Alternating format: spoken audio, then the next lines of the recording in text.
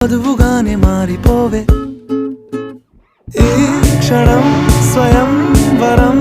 ఇవాళ సంబరం ఈ క్షణం స్వయం వరం ఇవాళ సంవరం వీడుకోలు లేని తోడు అంది స్వాగతం ఈ క్షణం స్వయం వరం ఇవాళ సంబరం